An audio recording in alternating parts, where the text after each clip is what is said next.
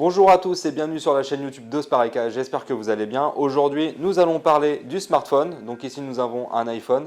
Je vais vous montrer comment fonctionne cet appareil, comment le démonter, le réparer et remplacer les pièces détachées dessus. À la fin de la vidéo, je vous présenterai quelques astuces d'entretien pour préserver au mieux votre téléphone. Juste avant de commencer la vidéo, n'oubliez pas de vous abonner à la chaîne YouTube si ce n'est pas déjà fait. Et c'est parti pour le démontage et les explications.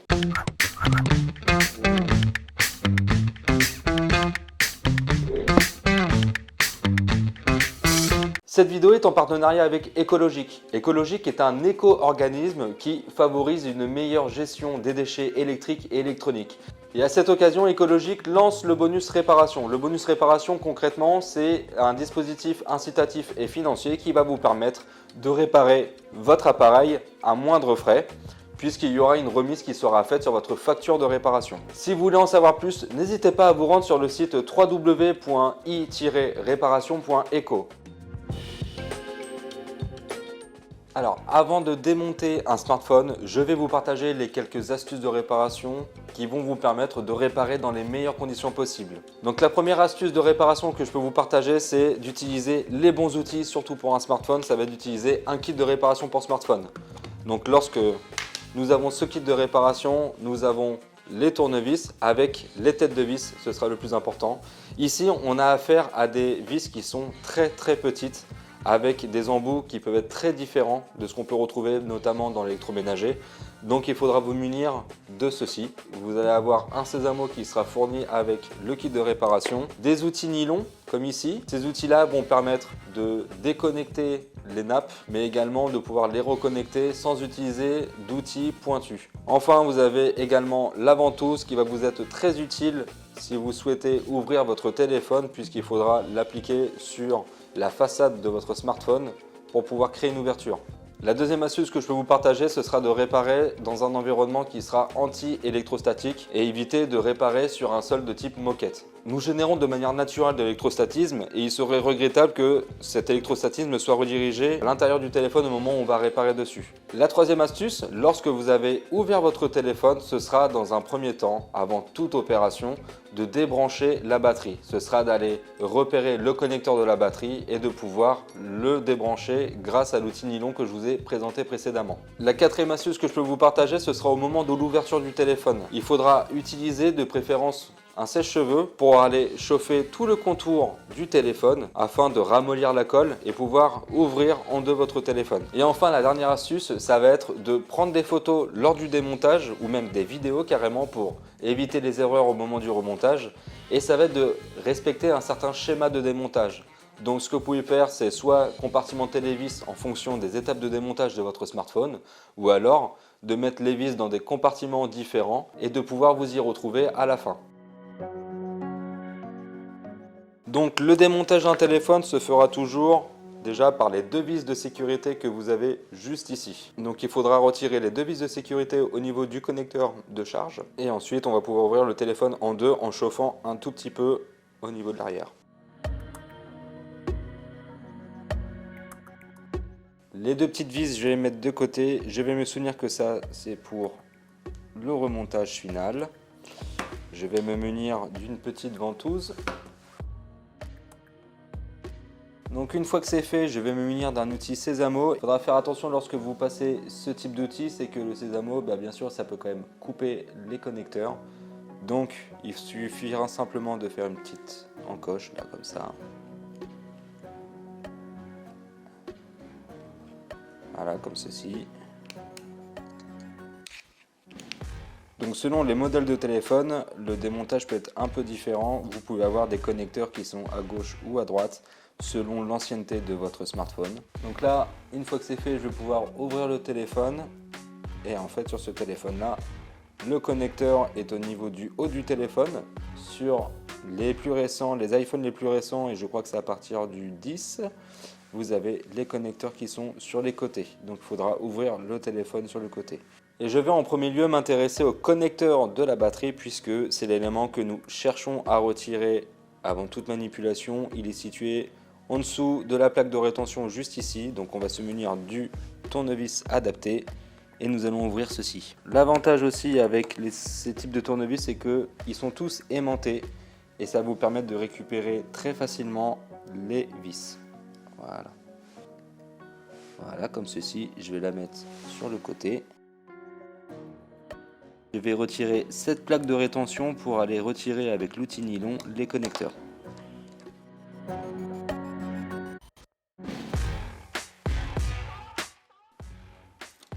Voilà. Il faut faire très attention, c'est très fragile.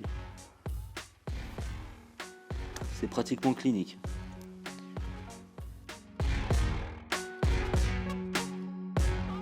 J'ai désolidarisé mon téléphone.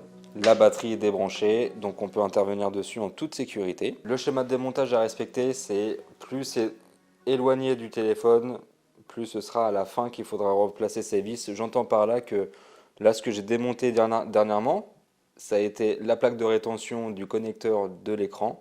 J'ai disposé les vis en fonction de leur emplacement tout autour. Ici, la plaque de rétention du connecteur de la batterie avec les deux vis. Et là, les deux vis de sécurité du téléphone qui vont permettre de reconsolider le devant du derrière.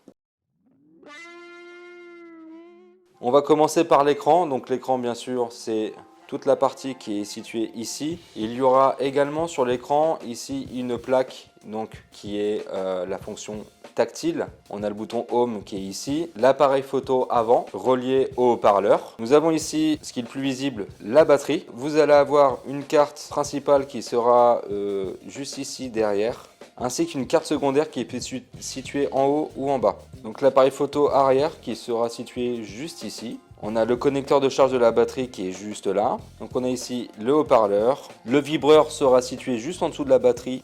Ici nous avons le lecteur de carte SIM. Et donc bien sûr selon l'ancienneté de votre téléphone, vous pouvez avoir des composants qui sont existants ou non. Là par exemple c'est un ancien modèle d'iPhone où nous avons le connecteur, donc une prise jack qui n'est plus disponible sur les modèles les plus récents. Et vous avez tout un ensemble de fonctionnalités. Donc vous avez l'antenne, vous avez la carte Wi-Fi, vous avez un ensemble de composants qui vont permettre de faire fonctionner le téléphone. Bien sûr, tout ça est orchestré par la batterie qui va aller distribuer l'énergie à travers les différents composants. Maintenant que nous avons vu le fonctionnement global du téléphone pièce par pièce, je vais vous parler des symptômes de panne. La panne la plus récurrente sur un téléphone, c'est bien sûr l'écran cassé. Donc je vais vous montrer comment remplacer facilement un écran sur un iPhone. Une fois que le téléphone sera ouvert, vous allez pouvoir mettre cette partie-là de côté et vous intéresser à cette partie-là. Alors concernant l'écran du téléphone, vous pouvez le commander sous plusieurs formes. Alors il est possible que l'écran soit délivré avec châssis, c'est-à-dire que vous allez avoir la plaque qui va venir se loger dans le téléphone. Ça peut être livré avec cette plaque là, donc c'est ici où vous allez avoir les vis, ou alors vous l'aurez sans le châssis, donc c'est à dire qu'il faudra reprendre la plaque de votre ancien écran pour le mettre sur celui que vous aurez commandé. Et donc pour entamer le remplacement de l'écran, il va falloir dans un premier temps aller retirer du coup tous les composants qu'il y avait sur votre ancien écran pour le remettre sur le nouvel écran. Alors on dit souvent que l'écran c'est la panne la plus récurrente sur un téléphone. Évidemment, le téléphone c'est un objet qu'on utilise au quotidien et qui est souvent porté à la main. Ça arrive très rapidement qu'on le fasse tomber. Surtout si celui-ci n'est pas muni d'une coque de protection, ça peut faire très mal au moment de la chute. Donc là je retire la plaque de rétention. Il faudra faire très attention ici. Nous avons la lentille de la caméra avant et nous avons le petit haut-parleur. Nous allons mettre juste ici. Et donc ensuite on va aller démonter le châssis, voilà, avec les différentes vis. Poursuit le démontage et on fait en sorte de respecter le schéma de démontage.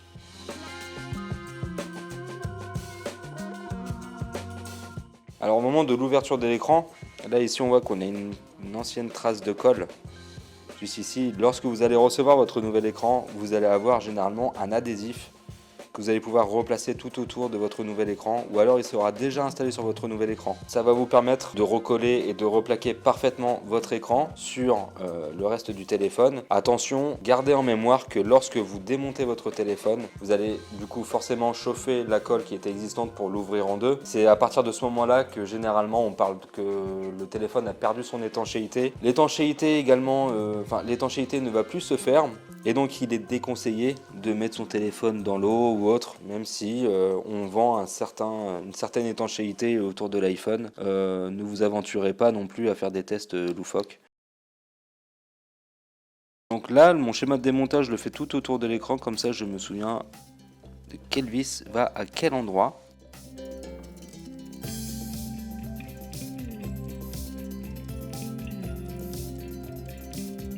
Voilà, une fois que c'est fait, vous allez pouvoir remettre le châssis en place. Donc en respectant du coup l'ordre de remontage.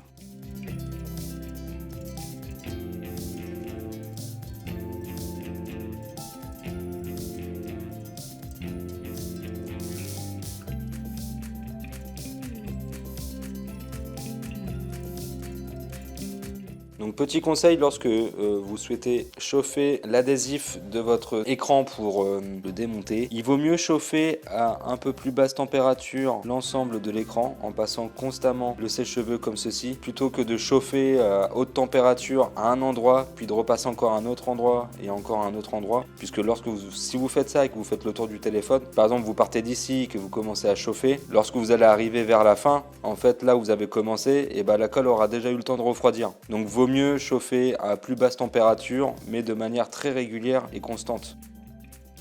Et là, nous avons remonté notre nouvel écran. Il ne reste plus qu'à le remettre sur le téléphone. Donc au moment où vous allez faire le remontage, l'écran va venir, hop, comme ceci, se remettre sur les connecteurs dans un ordre bien précis. Donc l'ordre inverse du sens du démontage. Il faut pas trop forcer parce que vraiment c'est très délicat ces connecteurs. Si vous voyez que ça a du mal à rentrer, ne forcez pas, il faudra refaire plusieurs manipulations. Et là vous voyez comme l'écran, il y a plusieurs fonctionnalités tout autour de l'écran. C'est que voilà, il y a le connecteur, il y a le tactile, il y a le bouton home, le haut-parleur, le micro, puis la caméra avant. Tout ça vient en bloc de connecteurs comme on a ici. On s'en assure avec le petit nylon et ensuite il n'y aura plus qu'à refermer le téléphone. Alors avant de refermer le téléphone, bien sûr de reconnecter la batterie et de le refermer avec les deux vis de sécurité.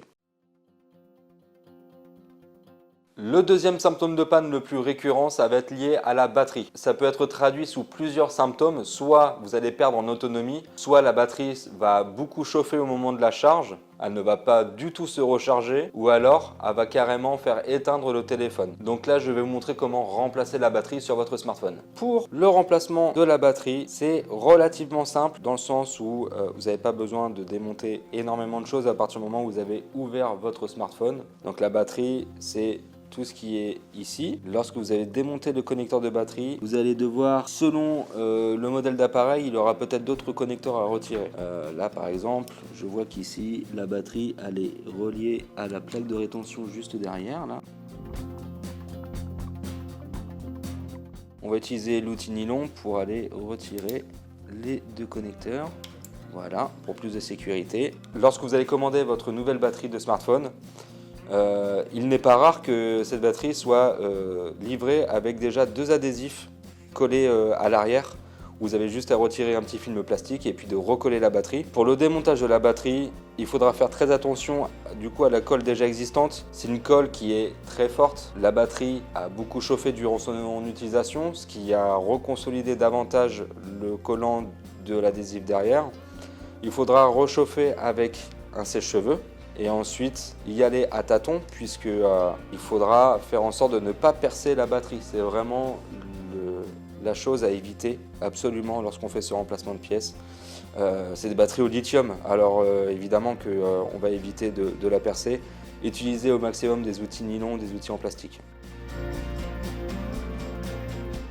Celle-ci dispose de très peu d'adhésifs, comme on peut le voir ici. Donc une fois que vous avez retiré la batterie, alors généralement, pour savoir si une batterie est défectueuse, celle-ci ne sera plus plate, elle sera même gonflée, boursouflée à certains endroits. Là, c'est vraiment des signes de fatigue d'une batterie. Donc là, la batterie a été démontée. Lorsque vous recevez la nouvelle batterie, comme je vous disais, vous pouvez avoir des adhésifs derrière que vous allez devoir décoller et remettre dessus. Ou alors, vous pouvez avoir des adhésifs qui seront livrés avec la batterie, mais pas collés dessus. Donc, vous pouvez avoir deux petites bandes ou trois. Là, ce qui sera le mieux, ce sera de mettre ces trois bandes juste ici.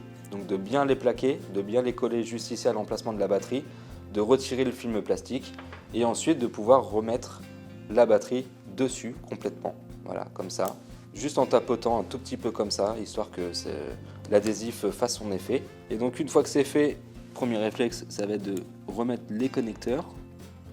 Donc là, 2 connecteurs. On prend la plaque de rétention.